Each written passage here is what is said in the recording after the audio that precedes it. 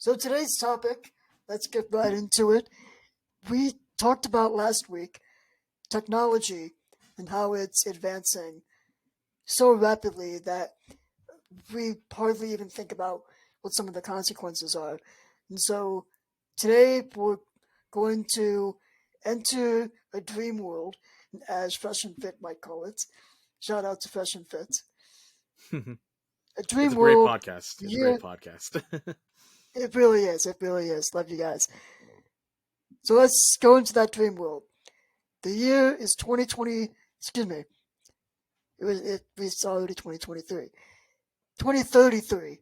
10 years in the future. The year is 2033. AI has taken over the workforce. Manual labor jobs are not replaced. That's about the only types of jobs that are still working actively. Everybody else is working at home. So your trades are still going on. Your technicians, construction, you've got engineers, they're still working.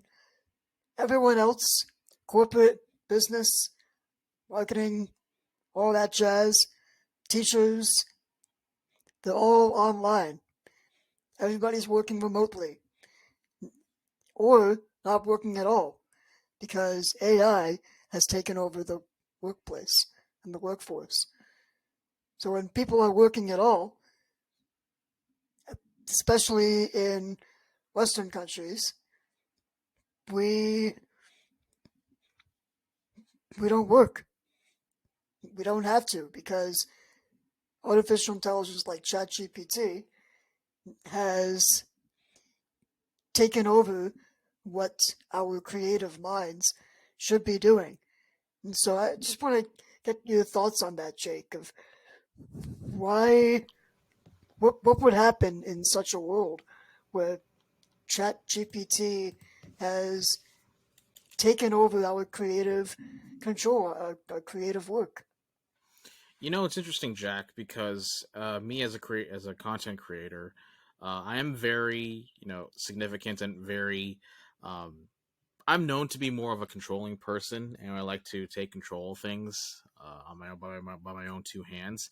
And hearing some of the work from ChatGPT, I mean, at times, I I can see like the advantages of it, without a doubt. I could also see the I also have my own concerns about it as far as like how to, like you said, like when you mentioned the manual labor jobs, as far as like how society can be advanced.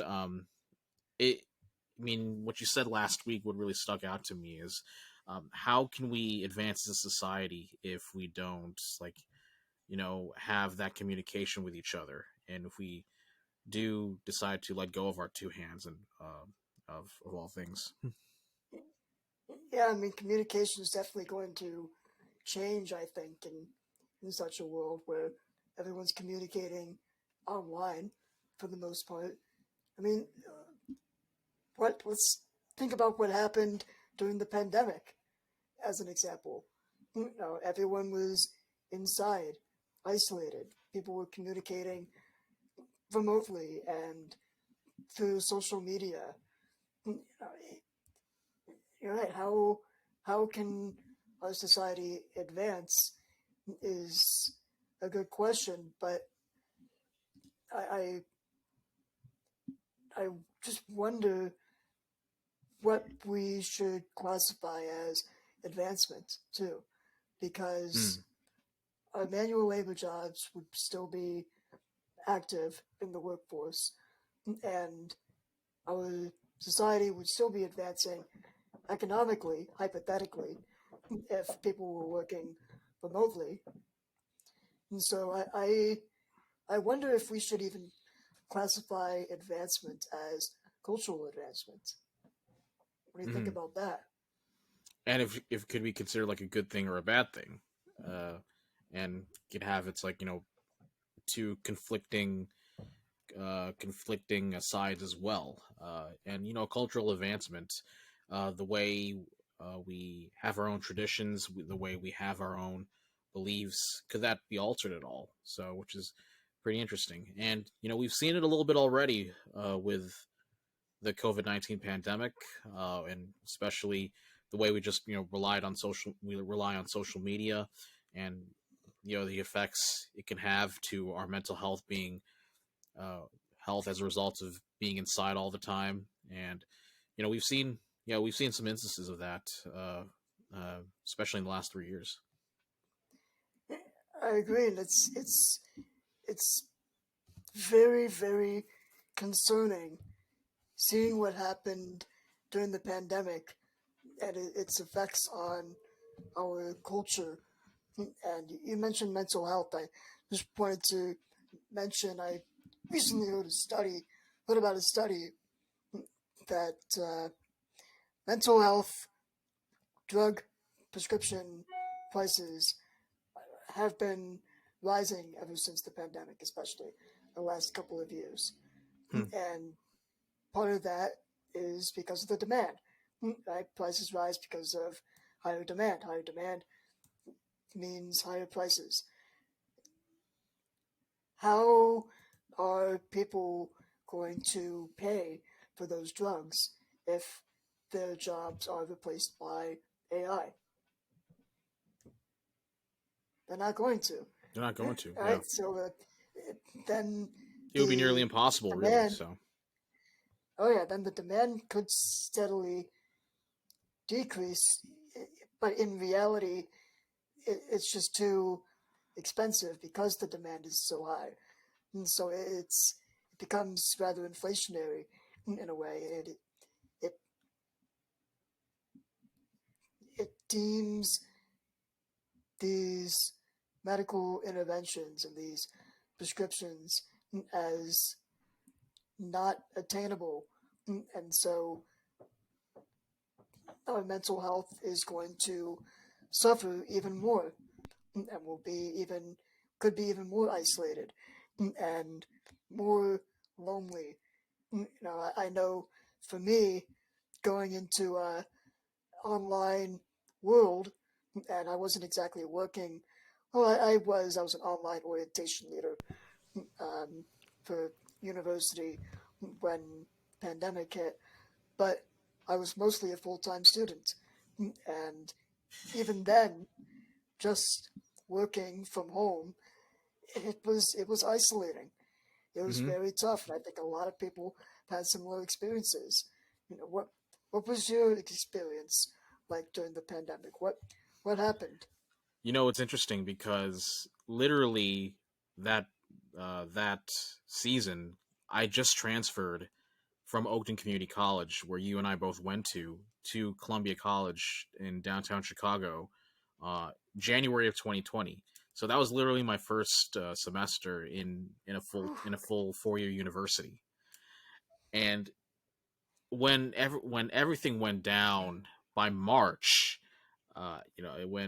the when you hear all the news and the amount of deaths that occurred, that you heard, and by that, I think it was that Wednesday when you heard from uh, various agencies that sports and concerts were getting canceled.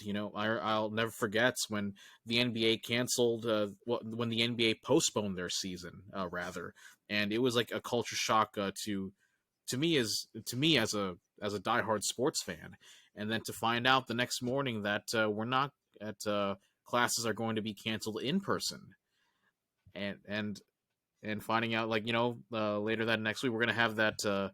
We are already going to have that spring break that was already planned, and then it was decided by the administration the next week that we're all going to be online, and that was actually the first time I found out about Zoom and Riverside and Microsoft Teams. These ways that we can communicate and at least have classes like online. But yeah, it was such a cultural shift in the way how I was able to learn, moving from entirely in person to online for the time being. And trust me, like, I've had my instances where I've become so tired of it after many months of online learning. I've as for me, me that has majored in broadcasting and uh, who has a television production background, it's very difficult to learn when you're at home. And at times, like you got, and at times, like like our programs, we got to be in there in person in the studio, setting up everything, and shooting our projects, and it has to be like a team collaboration effort, and it's been very difficult to find out that we won't be able to do that. So, and trying to rent out equipment and trying to doing uh, these very careful steps to what we can do to help achieve our goals. And it was, so at times it was very frustrating for myself, for someone who's involved in film and television. So I mean, yeah, I hear you. I could definitely say it was definitely frustrating at times, Jack.